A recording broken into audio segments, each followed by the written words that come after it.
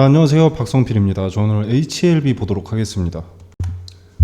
자, HLB 지금 1,500억 유상증자, 그리고 PBM 업체 추가 등재, 그리고 기업 설명회 개최 등등 여러가지 이슈가 있었습니다. 자, 오늘 이 부분에 대해서 이야기하도록 하겠습니다.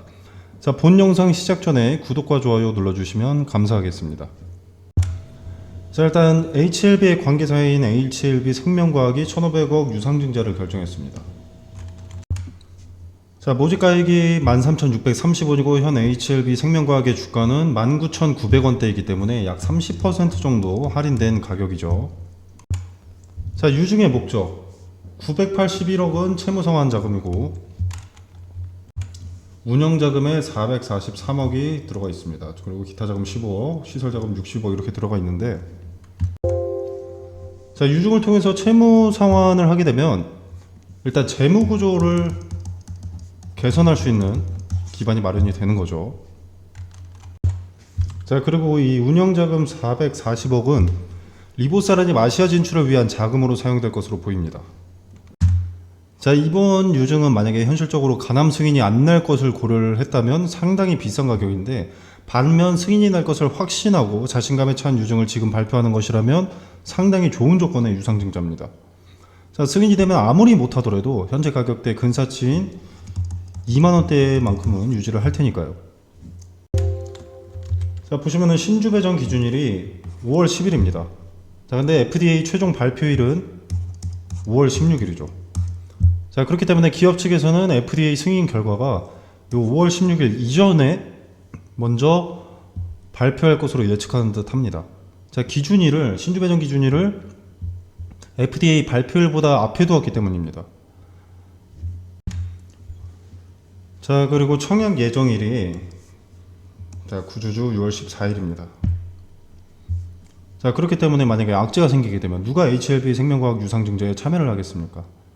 자, 물론 참고사항으로 구주주가 참여하지 않는다고 하더라도 미청약 물량은 주관사인 한국투자와 KB에서 전량 인수하는 조건이 붙기 때문에 사측 입장에서는 구주주가 참여하지 않아도 상관은 없습니다만, 자, 기업 설명회에서 박수받는 유증이 될 것이라고 표현한 진 회장 발언이 사실이라면 이미 사측은 승인에 대한 근거를 확인했다는 의미일 겁니다. 자, 그래서 신주 배정 기준일인 5월 10일보다 이전에 FDA 최종 승인 발표가 날 가능성이 높습니다.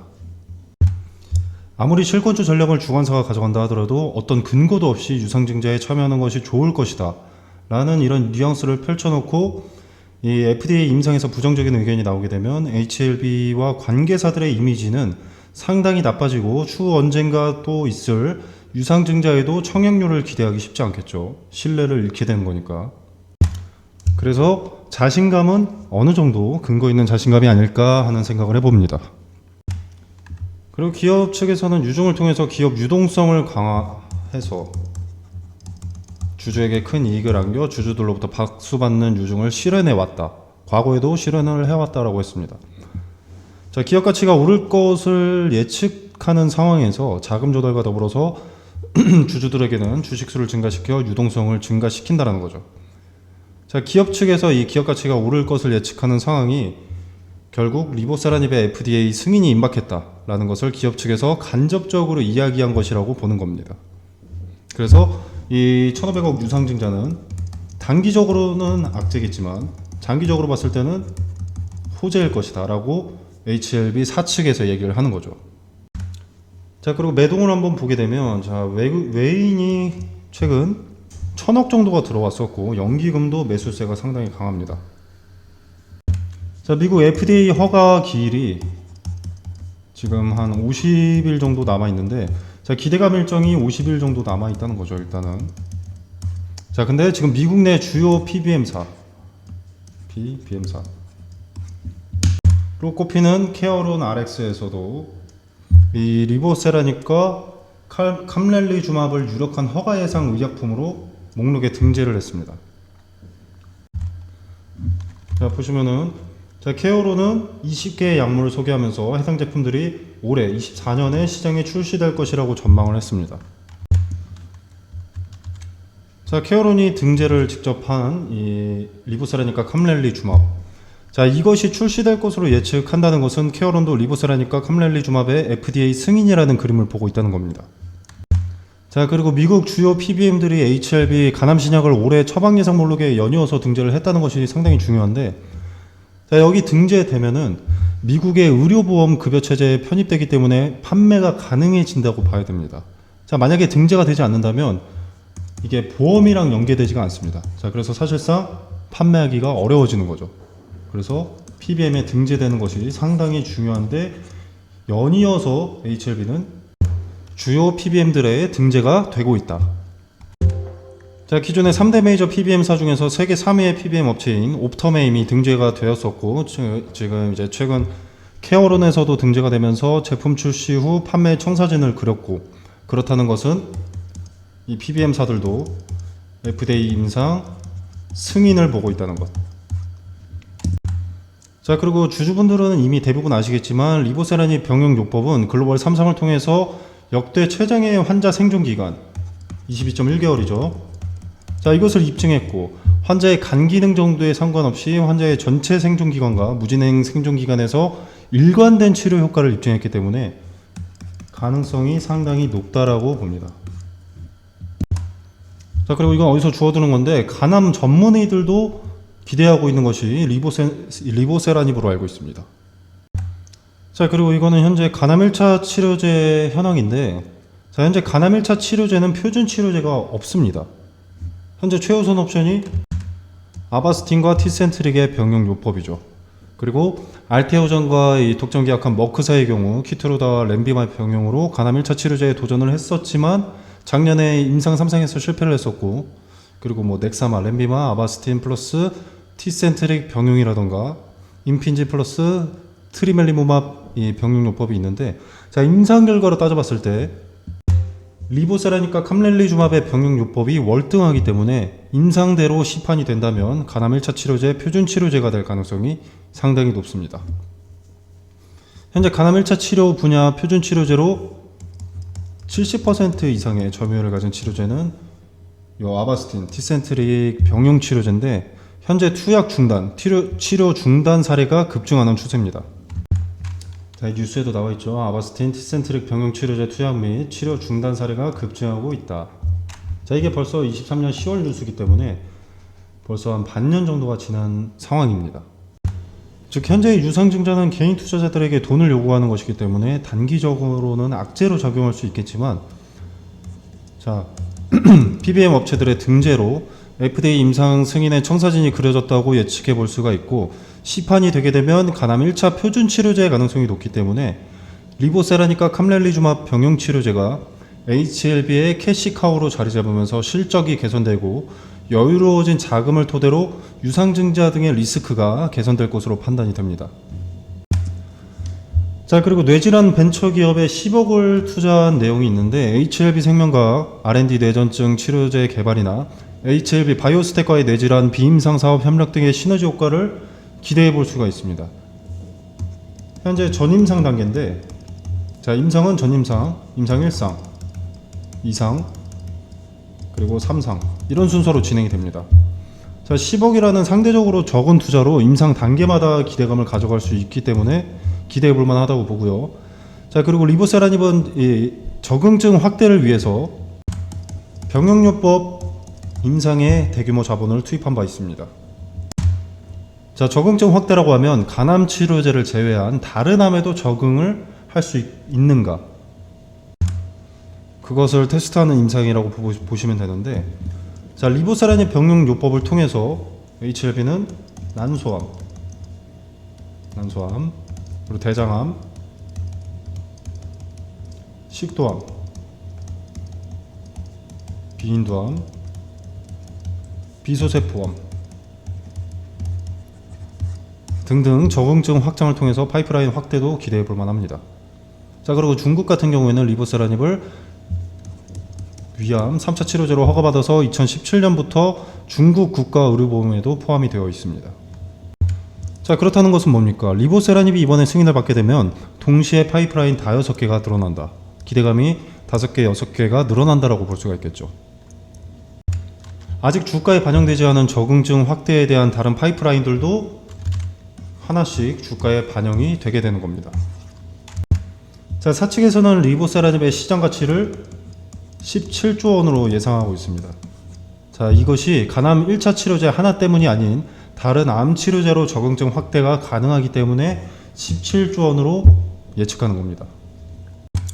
자, 그리고 차트를 보면 5일선과 자주세계 5일선 그리고 파란색의 21선 이 평선들을 타고 올라가고 있는데, 자, 저항에 부딪힐 때마다, 부딪히고 내려올 때마다 지지의 발판이 되어주는 것은 요 21선입니다. 이렇게 크게 올랐다가 이날 아마 마이너스 17% 정도까지 내려갔었을 텐데, 그때도 21선 부근에서 지지를 받았었죠. 기존부터 이렇게 5일선에 지지받고 이렇게 올라오다가 5일선이 지지를 해주지 못했을 때는 21선에, 5일선이 지지를 못해줬을 때는 21선에. 자, 여기서부터 이제 이렇게 5일선을 타고 올라오고 있었지만 5일선 아래로 내려왔을 경우 5일선은 저항의 이 포지션을 잡게 됩니다.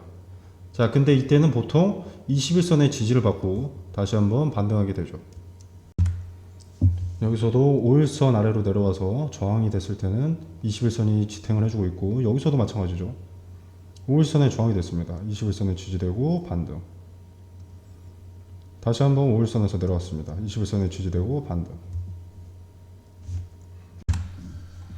자, 그래서 5일선과 21선 저항과 지지를 매수 타점, 매도 타점 잡는데 참고하시면 좋습니다. 자, 카톡방에서는 이제 디테일한 매수 타점, 매도 타점에 대한 트레이딩 관점에서의 분석과 오늘 다루지 않은 질 좋은 정보들을 공유하도록 하겠습니다. 자, 그리고 지금 HLB에서 가장 중요하게 당장 눈앞에 놓여 있는 것은 유상증자죠. 자, 유상증자로 인한 단기적인 악재가 작용되는 시점입니다. 자, 전량 매도하라는 것이 아니라 분할을 전제로 매도하여 쏟아지는 소나기는 피해 단기 손실을 최소화하고, 이 유상증자의 악재 리스크가 해소되는 시점에 차트를 통해서 그 근거를 찾아 재매수하여 물량 간수를 동반하게 되면, 자, 스스로 리스크는 최소화하고 평단도 낮출 수 있습니다.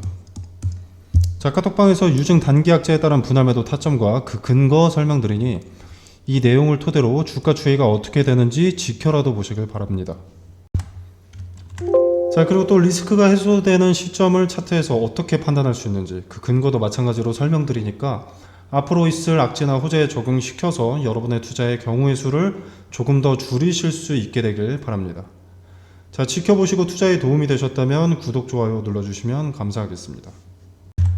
자, 카톡방 참여 방법은, 자, 영상 설명란에 보시면 여기 더보기 버튼이 있습니다.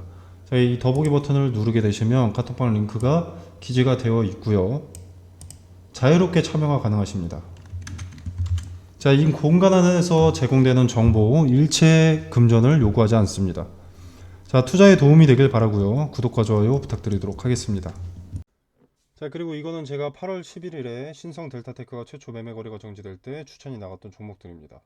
자, 선암, 덕성, 파워로직스, 원익PN이라는 종목이 추천이 나갔는데, 추천드렸던 이 종목들은 초전도체 관련주고요. 제가 단기 테마성 종목을 보통 권유하진 않는데 단기적으로 수익을 먹을 수 있을 명확한 근거가 나와서 추천이 나갔습니다. 자, 그 근거로는 대장주인 신성 델타테크의 단기 급등으로 매매 거래가 정지 기준가를 넘는 것을 포착을 했고요. 그리고 종가가 기준가를 넘어서 마무리되어가는 과정에 장 마감 직전에 수급이 테마 후발주들 선암, 덕성, 파워로직스, 원익PN이 여기에 몰리는 것을 포착했습니다. 자, 대장주인 신성 델타테크가 매매가 되지 않는다는 것은 관련 테마주의 급등을 예고하는 것이고, 장 마감 직전에 그 수급의 이동을 포착을 했기 때문에 시초의 베팅을 추천했습니다.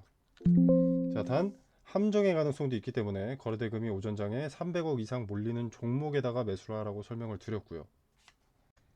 자, 그래서 이 종목들의 수익을 좀 보여드리자면, 원익PN이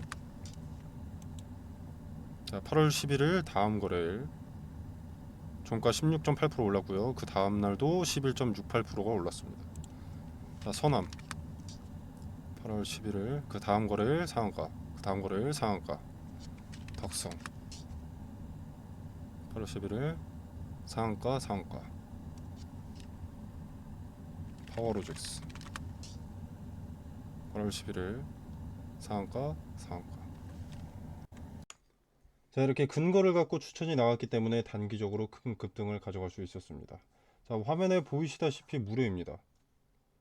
자, 제가 종목을 추천했다고 해서 금전적으로 뭘 요구하거나 뭐 수익에 얼마를 떼달라 이런 거 전혀 없습니다. 자, 여러분의 투자금은 여러분의 돈이죠. 그렇기 때문에 여러분이 자유롭게 판단하셔서 매매를 하셔도 되고 안 하셔도 됩니다. 그냥 지켜만 보셔도 되는 거고요. 제가 뭐 맛있는 거 추천했다고 해서 여러분이 무조건 드셔야 할 필요는 없지 않겠습니까? 먹고 싶으면 먹는 것이고 먹고 싶지 않으면 먹지 않는 것이고. 자, 기존에는 제가 전화번호로 문자 메시지를 보내주시면 카톡방 링크를 직접 보내드렸었는데, 자, 이제 고정 댓글에 카톡방 링크를 걸어두겠습니다. 공유해 놓도록 하겠습니다. 자, 비용 발생하는 거 아니니까 받아보실 분들은 카톡방에 참여하셔서 보유 종목 분석과 매수매도 타점, 그리고 추가적으로 리스크는 낮고 투자 매력도가 높은 수익의 근거가 있는 종목 받아보시길 바라겠습니다. 자, 물론 투자는 여러분의 자유이기 때문에 투자를 하셔도 되고 그냥 지켜만 보셔도 됩니다. 제가 말씀드리는 종목이지만 수익이 나는지 안 나는지 먼저 지켜보시고 판단이 서시면 그때 투자하시는 게 좋다고 봅니다. 그래야 여러분의 리스크가 낮아지니까요.